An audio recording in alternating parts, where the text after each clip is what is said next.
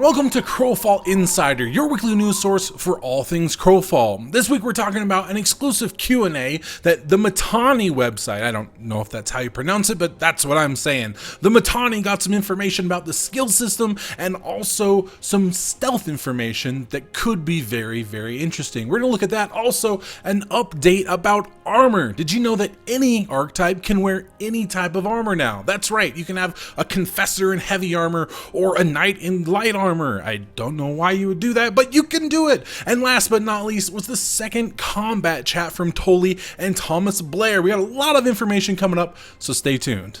First up is the interview over at thematani.com. I'll put a link down in the description below, so click on that and check the whole thing out. There's a lot of good questions. A lot of times Q&As have the same thing that we've heard over and over, and this one actually had some really cool information.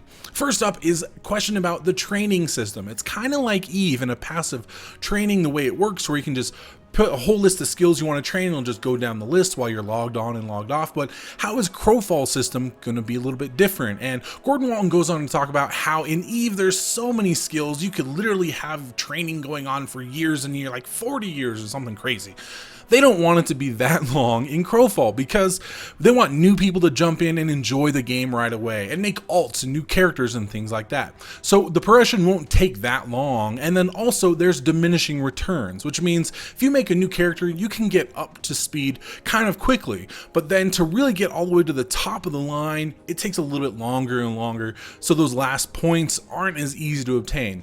That means you can make a new character and get your skills up pretty quickly where you're competitive, but then if you stick with a character long enough, you still get some of that sense of achievement. They also go on to talk about, and they ask questions about stealth and what kind of stealth system are they looking at, and Gordon Walton talks about how it's a pretty standard stealth system we've seen in other games where you can go stealth and stay stealth permanently, and once you jump in to attack people, then it's going to be something, where you pop out of stealth and then you're just in combat.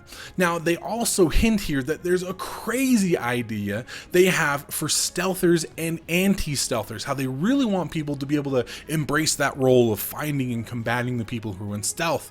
And they have a crazy idea, but it's so crazy and it might take so long, they're looking at putting it as a stretch goal in the future. Now, this is probably something we might see maybe after launch, but you never know. Keep your eyes out for that. We could see a really awesome stealth system in the game. Check out the whole Q&A down at the link below. Our next update is all about armor, and this is a pretty huge change. Previously, every archetype was locked into using only one type of armor. So the knight, for example, would always use plate armor. But now, any archetype can use any type of armor. And there's a couple reasons why they're making this change. First, the previous system was a little too simplistic, a little bit boring.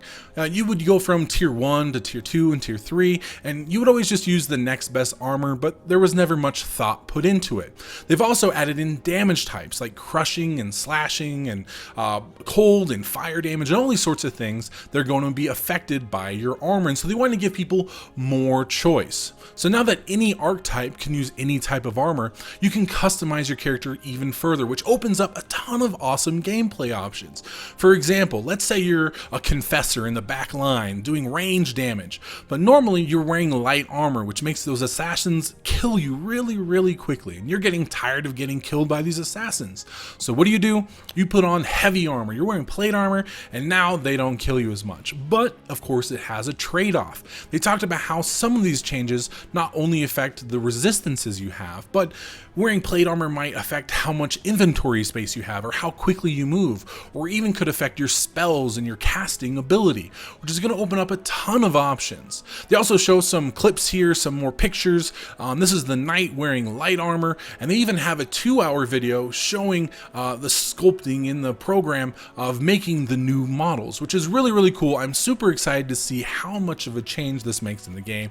I love more options. Options are always good. I'm curious as how in the world light armor is going to work on a tank like the knight, but options are always good. Last but not least was the combat chat from Tully and Blair. This is where they take questions from the official forums and give us an update on how combat's working in Crowfall. They said that every archetype is going to use a stamina bar that you can use to dodge or block, and also for sprinting. And each archetype is going to have about 15 to 20 abilities that they can use. Now, J-Talk Holman clarified later and said that disciplines will add even more abilities on top of that. But it's not going to be like 20 abilities all just along your bar, because some of your buttons are going to have multiple abilities behind them. So for example, if you press number 1, that might be onslaught 1. And if you press number 1 again, it could go to onslaught 2. But they've also added branching abilities. So you might be able to press 1 for onslaught 2 or onslaught 3, or maybe a different ability to branch it off in some other way. Now, they've also said there's no global cooldown, so you can use abilities whenever you want.